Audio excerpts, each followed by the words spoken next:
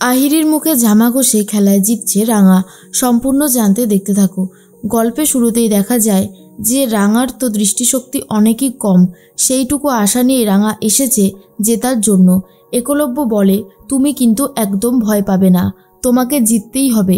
একটা কথা মনে রেখো যে তোমাকে হারানোর লোকের অভাব নেই, কিন্তু তুমি যদি জেতো তাহলে তাদেরকে উচিত শিক্ষা দেওয়া হবে। কোনোভাবেই পিছুপা হবে না, তোমাকে জিততে হবেই রাঙা। এর মধ্যেই রাঙা ভাবছে কি করে সে জিতবে, কারণ সে তো চোখে আবছা আবছা দেখছে। তার মধ্যেই চলে এসেছে আহিরি। আহিরি এসে নিশার দিকে তাকিয়ে ইঙ্গিতে বুঝিয়ে দেয় যে আজ রাঙাকে হারাতেই হবে যেভাবেই হোক না কেন। তার মধ্যে অন্যদিকে দেখা যায় যে একলব্য বলে, আরে আহিরি তুমি এখানে? আহিরি বলে, হ্যাঁ আজকে তো রাঙার খেলা, তাই দেখতে এলাম আর কি। কেন, আমি কি আসতে পারি না?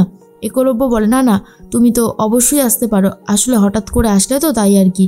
এর মধ্যেই রাঙাকে দেখে অনেকেই মন্তব্য করতে থাকে যে ওর এখন ট্রিটমেন্টের প্রয়োজন আছে, আর ও কিনা এসেছে স্টেট চ্যাম্পিয়নশিপ খেলতে। সত্যি আমার কিন্তু ভাবতেই কেমন যেন অবাক লাগে। তার মধ্যেই নিশা বলে, আরে বাবা দেখই না শেষ পর্যন্ত কি হয়, এত ব্যস্ত হলে হবে?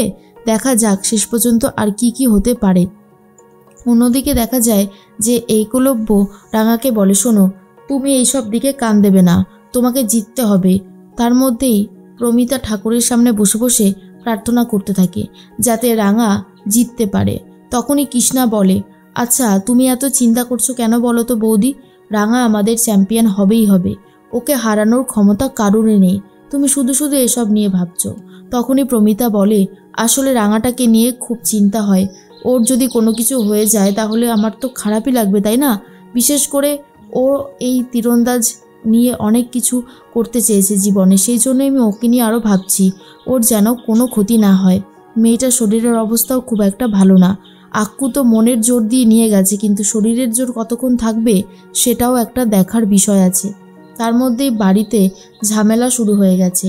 ঝামেলার আওয়াজ পেয়ে নিচে চলে যায় প্রমিতা, আর দেখে যেহেতু পাঞ্চালি আর পাঞ্চালির বর অঙ্কুর দুজন মিলে একটা ক্যাটারিং বিজনেস শুরু করেছে, আর ভালো ভালো খাবার পরিবেশন করছে, লোকে জানছে, ওদেরকে অর্ডার করছে, সেটা অন্য একজন কোম্পানির সহ্য হচ্ছে না। আর সেই যে ক্যাটারিংয়ের কোম্পানি তারা এসে ঝামেলা করতে শুরু করে, এমনকি অঙ্কুরকে মারধর দিতে শুরু করে, আর বলে আমাদের এত বছরের ক্যাটারিং কোম্পানি, আমরা লস খাচ্ছি শুধুমাত্র তোদের জন্য, তোরা যদি এই বিজনেস গুটিয়ে না নিস তাহলে কিন্তু অবস্থা খারাপ হয়ে যাবে। পাঞ্চালি তখন বলে, কি করবি, কিচ্ছু করতে পারবি না, তোরা লোককে ভুলভাল খাবার খাওয়াবি আর আমরা প্রোটেস্ট করলেই দোষ হয়ে গেল? আমরা এই বিজনেস চালাবো, দেখি তোরা কি করতে পারিস।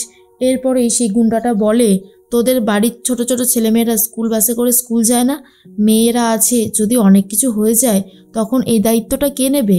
পাঞ্চালি বরং ভয় পায় না আর বলে, আমিও দেখতে চাই তোরা আর কতদূর যেতে পারিস। এরপরেই প্রমিতা বলে, পাঞ্চালি নিজের মনকে শান্ত কর, আর এত মাথা গরম করলে হয় নাকি? মাথাটাকে ঠান্ডা করে বিবেচনা করে দেখ। তখন পাঞ্চালি বলে, কি ঠান্ডা করব বলো তো মা, এই রকম অন্যায় কেন সহ্য করব? আমরা তো নিজেদের যোগ্যতায় খেটে খাচ্ছি, তাহলে ওই মানুষটার অসুবিধা হচ্ছে কেন? এর মধ্যেই গুন্ডাটা আরও বেশি করে ভয় দিতে থাকে পাঞ্চালিদের, কিন্তু পাঞ্চালি তো ভয় পায় না, উল্টে ওদেরকে বলে দেয় এই বিজনেস তারা কন্টিনিউ করবে, যা করার করে নিতে। এদিকে নবারুণকে ফোন করবে বলে ঠিক করেছিল পাঞ্চালি, কিন্তু প্রমিতা বারণ করে দেয় আর বলে, এখন তো রাঙার খেলা শুরু হবে, এখন ফোন করিস না, একটু বাদে ফোন কর। এদিকে রাঙার অবস্থা খারাপ দেখে নিশা এগিয়ে আসে আর এক বোতল জল খেতে দেয় আর বলে, এই জলটা খেয়ে নে রাঙা, দেখবি তোর শরীর একদম ফিট হয়ে গেছে। আসলে ওই জলটাতেই মেশানো ছিল একটা ঘুমের ওষুধ, যেটা খেলেই রাঙা পাবে ঘুম। এরপর রাঙা ভালো মানুষই দেখিয়ে জলটা তো খেয়ে নেয়। তারপর থেকে রাঙার ঝিমুনি ঝিমুনি ভাব আসছে আর চোখটা বন্ধ হয়ে আসছে। রাঙা জোর করে চোখটাকে মেলে ধরে রয়েছে, কিন্তু রাঙার প্রচণ্ড ঘুম পাচ্ছে। আর এটা দূর থেকে দেখে নিয়েছিল একলব্য। একলব্য বলে, ব্যাপারটা আমি ঠিক বুঝতে পারছি না কি হচ্ছে, কারণ এমনটা তো হওয়ার কথা নয়, তাও হচ্ছে কেন? এর মধ্যে আহিরি বলে, কি হয়েছে? একলব্য বলে, দেখো দেখো রাঙার চোখ দুটো বন্ধ হয়ে আসছে, রাঙার মনে হয় কোনো কষ্ট হচ্ছে, আমি একবার গিয়ে দেখে আসি। কিন্তু আহিরি ইচ্ছে করে একলব্যকে যেতে পর্যন্ত দেয় না আর বলে, না না এক্ষুনি খেলা শুরু হবে, তোমাকে এখন যেতে হবে না, তুমি এখানেই দাঁড়াও। এর মধ্যেই ম্যাডাম এসে বলে, রাঙা তুমি ঠিক আছো তো, তোমার শরীর খারাপ লাগছে কি?